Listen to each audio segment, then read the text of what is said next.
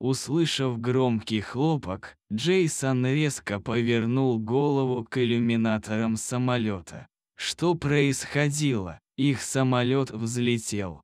Когда член бортпроводника ворвался в кабину пилота, он в отчаянии взглянул на своего второго пилота, когда огромная стая птиц, казалось, преследовала и атаковала самолет.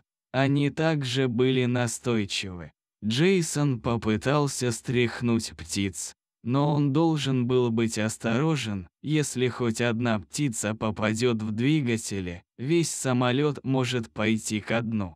Птицы, казалось, становились все более агрессивными по мере того, как Джейсон старался выгнать их из своего самолета. Джейсон понятия не имел, почему птицы становились все более и более агрессивными. Пассажиры в салоне начинали чувствовать себя неловко. Никто не объяснял, почему они почувствовали, как самолет накренился и повернул к ним, когда это произошло. Через окно они могли видеть стаю птиц, ведущих себя так, словно они были взяты из фильма Хичкока.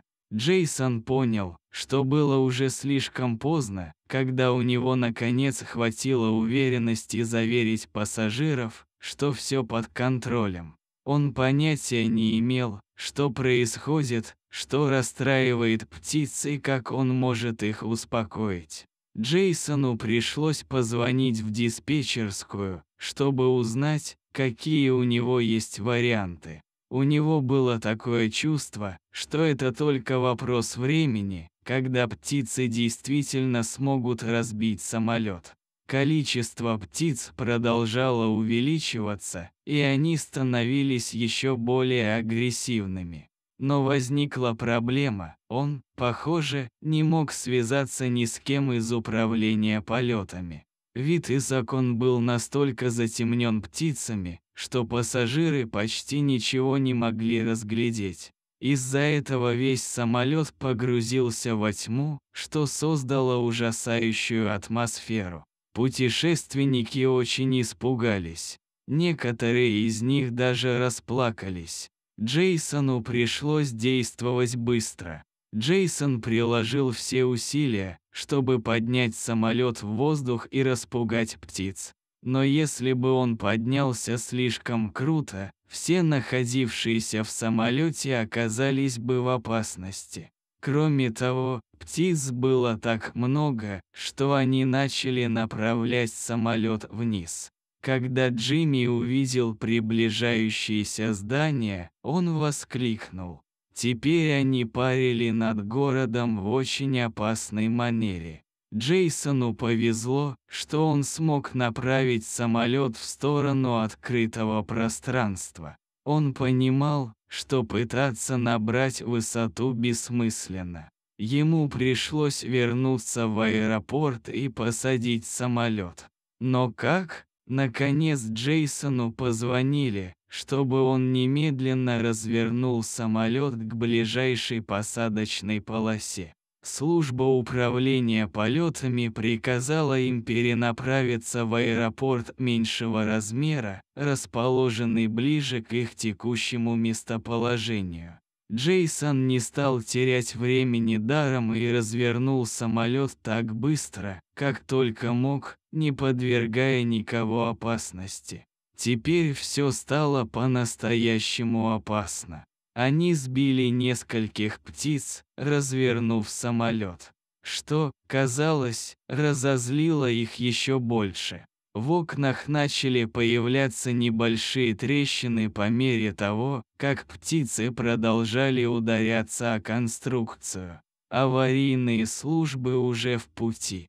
Джейсону сообщили, что экстренные службы уже направляются к взлетно-посадочной полосе. Джейсону просто нужно было убедиться, что он сможет добраться до взлетно-посадочной полосы.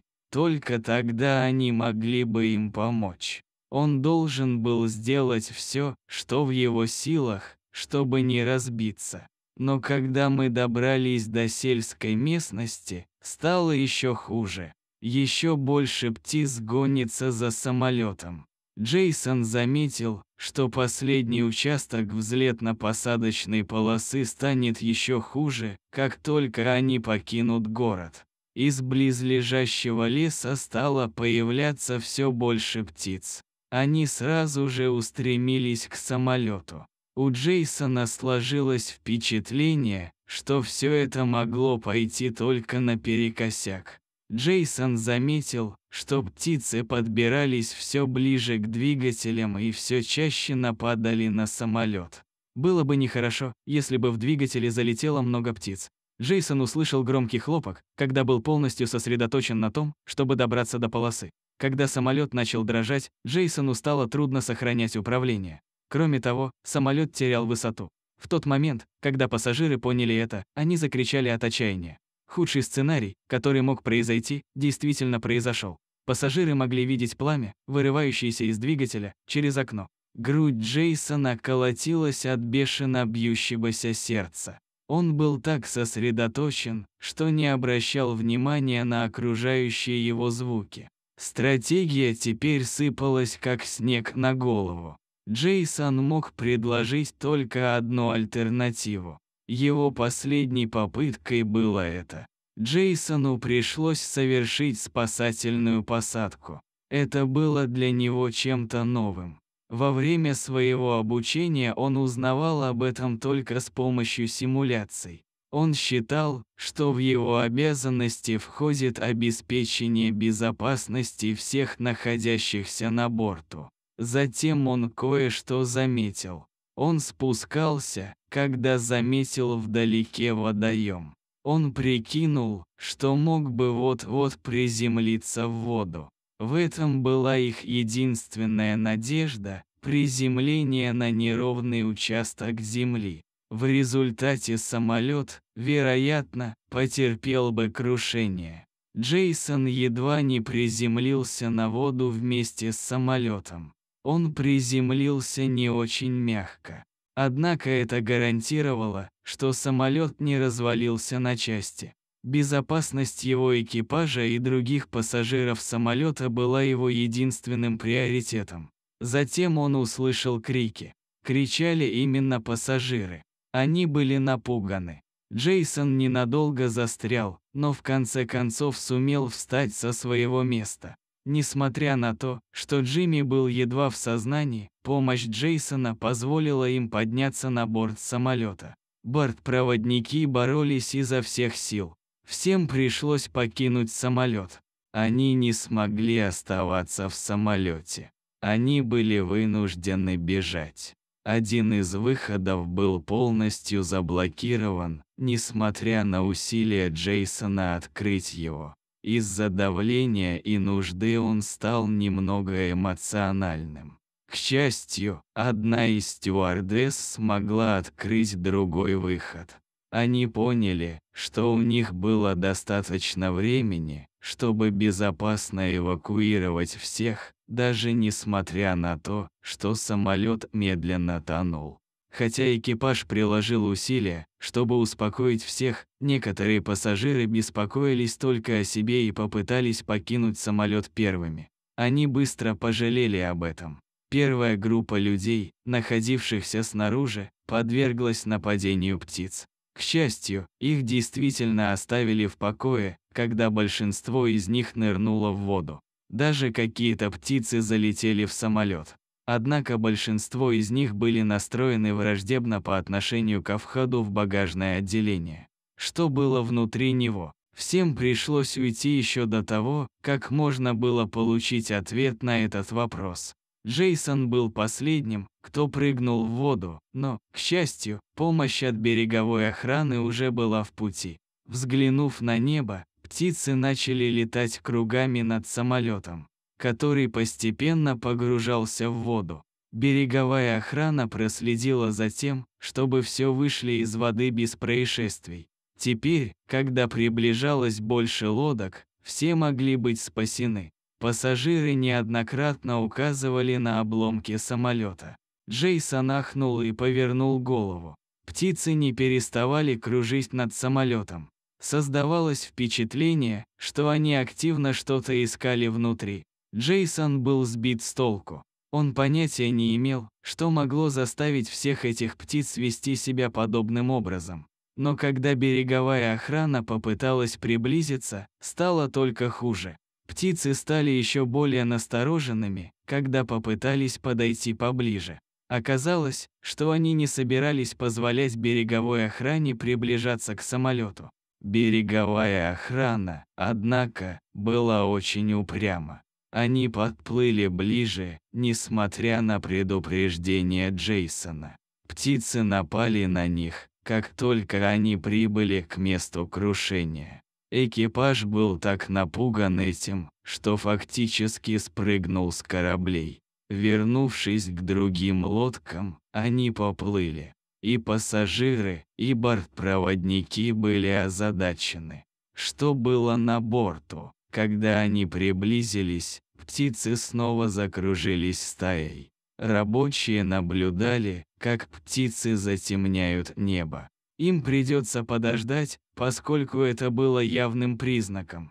Чтобы быть уверенными, что птицы будут встревожены, они запросили подкрепление. Единственным вариантом было это. Рабочие окружены птицами. На этот раз птицы слетелись к кораблям, когда они приблизились. Команда, находившаяся снаружи, была окружена. К счастью, они очень быстро нашли дорогу внутрь.